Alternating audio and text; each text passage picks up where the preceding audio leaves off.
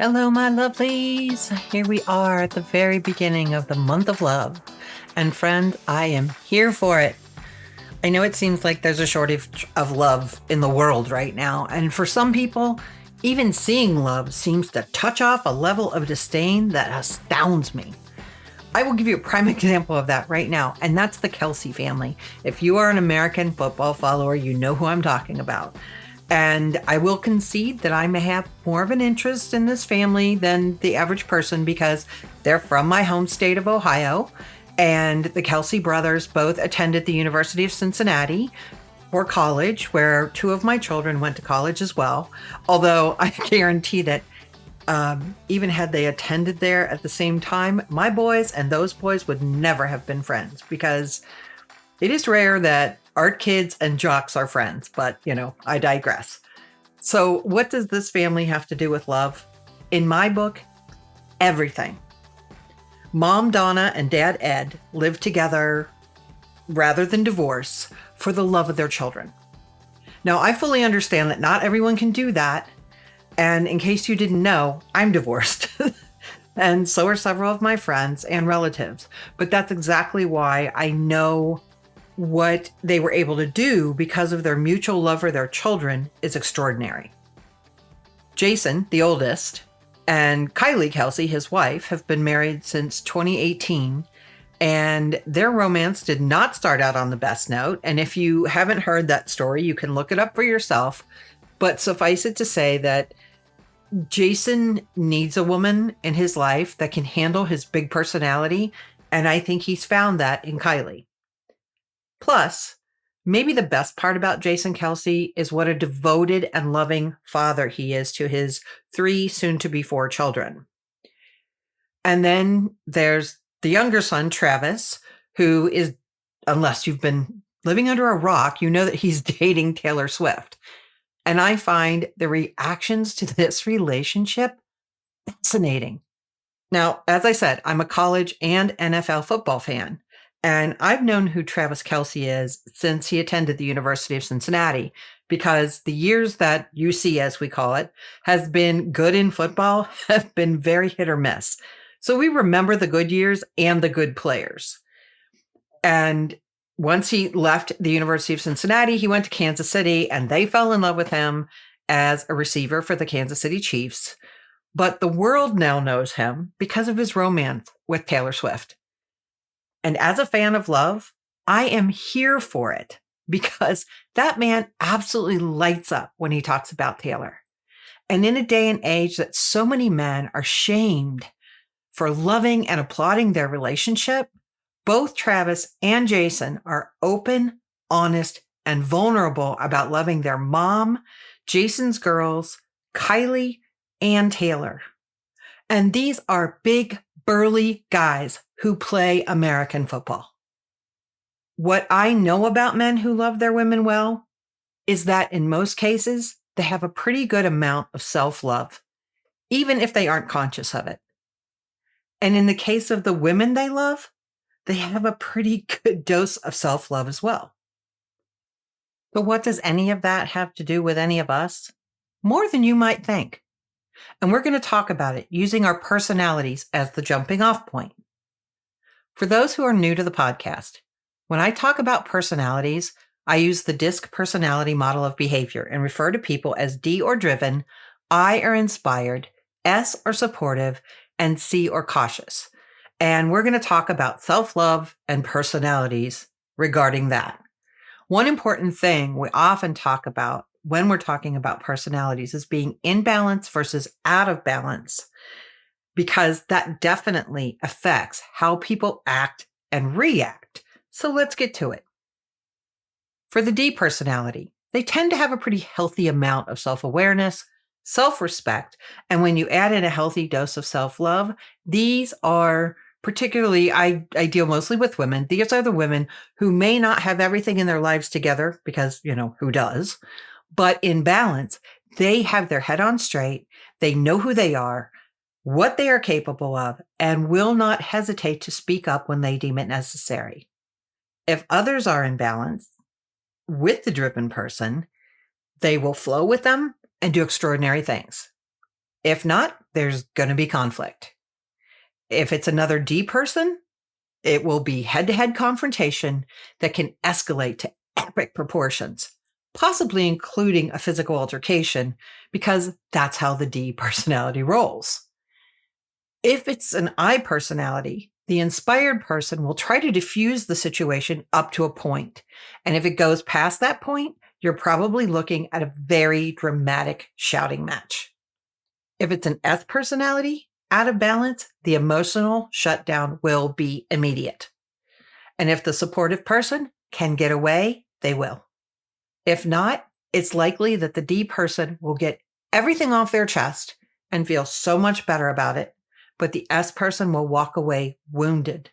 And it will take some time to rebuild the trust that the D person has destroyed for the S personality. The issue isn't necessarily that one is right and one is wrong. The issue is that the D person can explode, say lots of things they may not really mean. But once they get everything off their chest, they clear their head and then they can think straight again. Unfortunately for the S personality, that doesn't work. And while we'll talk about that a little more in depth later, for now, suffice it to say that an out of balance S person takes everything you say very personally, whether you mean it or not. If the conflict is with the C personality, they will try logic and reasoning. But if the D personality is out of balance, they will insist on their own way, and the C personality will dig in their heels and continue to share information they think proves their point until they see no way to win. And then, like the S personality, they will shut down. But they will not be so forgiving of the D personality's outburst as the S personality might be. If this is an office situation, the C personality might leave the company. And if it's a personal relationship, it could very well end that relationship completely. For the D personality, it's good to remember that when you're in balance, your self-love can be misinterpreted as arrogance and, for lack of a better term, being full of yourself. But as Oprah Winfrey once said, and I'm paraphrasing here, who better to be full of than yourself? I love that. So remember, for the D personality, and really for everyone, you are fully responsible for the energy you bring into a room. You are not responsible for how others perceive your energy. It's good to understand how they may perceive it, but you're not responsible for that. Can you adapt your energy to a situation if warranted? Of course you can. But that's a situation only you can decide, as is working out situations where your energy is misunderstood. Sometimes it will be worth it to smooth things over with others to build better relationships. And other times it's better to let people be intimidated and or misunderstand you. It's your choice. With the I personality, you're a pretty loving person with everyone else, but may need to be reminded to guide some of that love your own way. An imbalanced I personality remembers all of that, but an out of balance I personality can be clingy and jealous, and it's not a pretty look. The inspired person loves being the life of the party, and when they're in balance, they enjoy the spotlight. But they are also more than willing to let others shine as well. When they're out of balance, it can be competitive chaos and pandemonium. Think Postcards from the Edge and the relationship between Carrie Fisher and Debbie Reynolds, because those are the real life people it's written about. You know, it can be lots of fun or it can be competitive drama. And that's what happens when two out of balance I personalities clash. The I personality loves being social, which can overload the S and C personalities. So it behooves the I personality to develop a social awareness to understand when their more reserved friends or family might be depleted. This is one of the skills I work on because all of my immediate family, except my granddaughter, is more reserved. And it's earned me the title outside of my family as my one outgoing friend for more than a few people, actually. You see, I've been to a lot of conferences And I've met so many reserved people. And while they're not always ones for small talk, having been married to a reserved person for 30 years, I know what to talk about for how long, at least most of the time. And I'm also very upfront with my new reserved friends, letting them know in no uncertain terms that when they've had enough peopling for the day, I'm perfectly fine if they leave whatever social situation we're in, as long as I'm not their ride or they're not mine, without at least figuring out, the logistics of that first. And I love that my friends and, conference roomies are comfortable enough to let me know when they're done and need to escape. And I have their back. I'm good. Meeting me, you may not know that because I am incredibly friendly and outgoing, but years of living with reserved people and loving them has given me a unique perspective and taught me more than any book ever could about these people. And they tend to be so very different from me. So it's been a great learning experience. So if you are an I personality, it's perfectly fine to embrace your social nature, engage in activities that bring you joy. That's loving yourself better right there. It's the best way, probably, that you show yourself love, but learn to be aware of others' needs so you avoid draining their social batteries to charge yours. And you'll find the most loyal and wonderful friends possible when you do that. Moving on to the S personality, you are so very good at loving others. And that truly gives you joy and is a natural extension of loving yourself when you're in balance. So if you find yourself feeling a bit of resentment or being passive aggressive, no, you're not in balance. And the sooner you change that, the better. Although I also know how difficult that can be for you. I often go back to the drink while you pour metaphor with the S personality because I think it's the best thing for their personality type. And when I think of that, it reminds me of those cascading fountains that pour from one metal leaf to another in descending fashion, and then the pump brings the water back up from the pool at the bottom to replenish the flow. To me, that's what an S personality and balance looks like. They're pouring their love into others while giving that love to themselves also, and receiving that love as well. That means the S personality is taking excellent care of their health, their mental well-being, and their relationships without depleting themselves. I know that you would give everything for those you care about. But when you prioritize yourself along with everyone else, you give better to both. And you live in peace and tranquility, which suits you so very well. That's why a tiny boundary, like carving out a little time to care for yourself each day, is so very important. Not just for you, but for the ones you care about most. And I'm not talking about basic self-care. A solo shower or trip to the grocery store may be a relief, but those are the basics, lovely. I double dog dare you to give yourself 5 to 15 minutes per day of, and I'm putting this in air quotes, extra.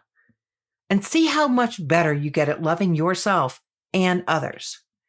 Read a book, color something, take a short walk, listen to music that you love, sit in silence, whatever works for you, and watch what it does for your energy and spirit. You don't have to do it alone. Just carve that time out. Report back with your findings after you do for maybe a month. And be sure to stick around for the offer at the end of this podcast because you may need it more than any other personality type.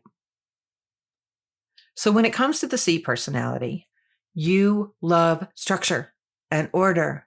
And when you have it, you are positively blissful. That is a great way of loving yourself, being organized and having structure. As a wife, mother, and or business owner, when other people are involved, you know that your version of structure and order may not be what happens. If you're in balance, you adapt and put structure and order in place where you can, and you adapt for the important people in your life. Maybe not all of the time, but at least some of the time. A C friend of mine posted something on social media recently that talked about not being able to enjoy the mess of their children, or the idea that someday they'll miss the messes their children make. And from my experience, most C women will not miss that part of mothering.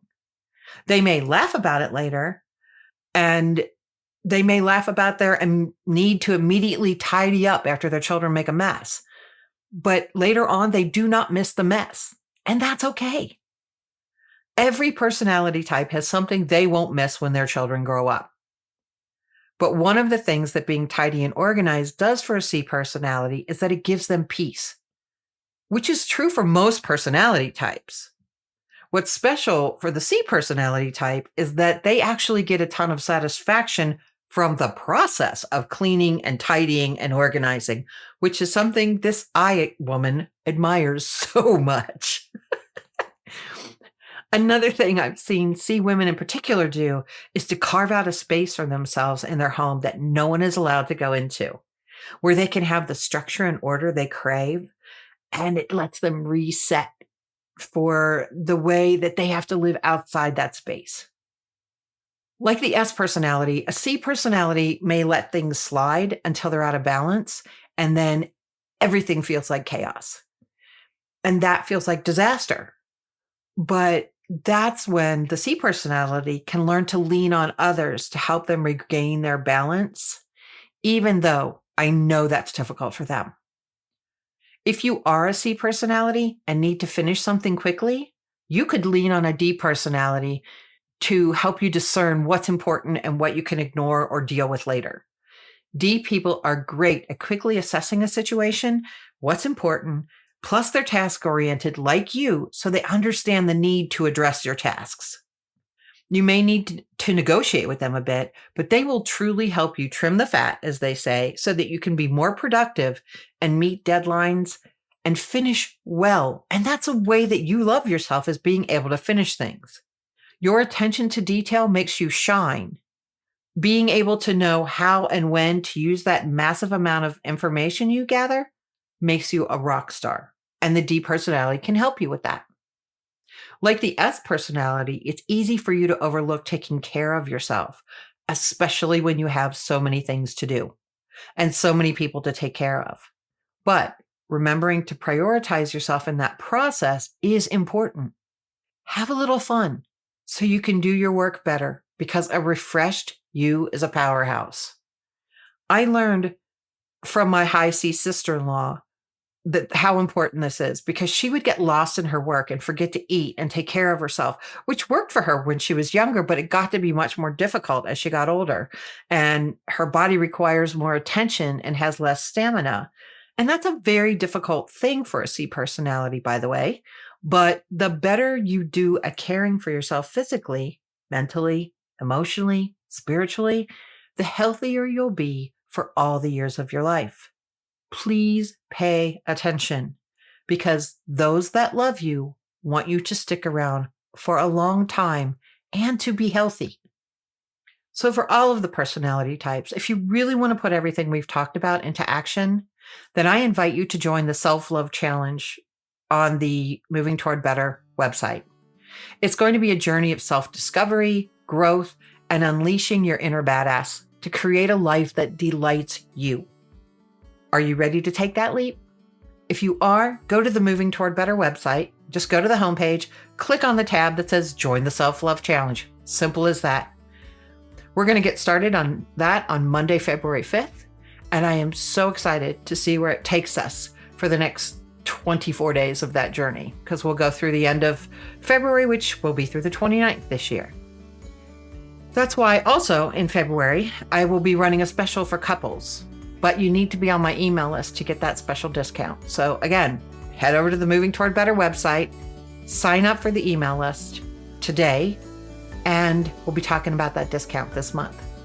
Also, if you're an affiliate, I've got a special offer for you too in February, so don't miss that either. So what should you do next? Obviously, what I've said twice already, go to the Moving Toward Better homepage, join the email community, click that tab. There are so many wonderful things coming, and you're not going to want to miss them, because they're going to help you help yourself by your own personality. Sign up, find out what everything is. Love you all. See you next time. At Moving Toward Better, it's our mission to help you unlock a fantastic life, powered by what's unique and authentically you. To learn how we can help you in your quest, head over to movingtowardbetter.com to check it out, or use the links in the show notes. Thanks for listening, thanks for being you, and have a great day. Love you all.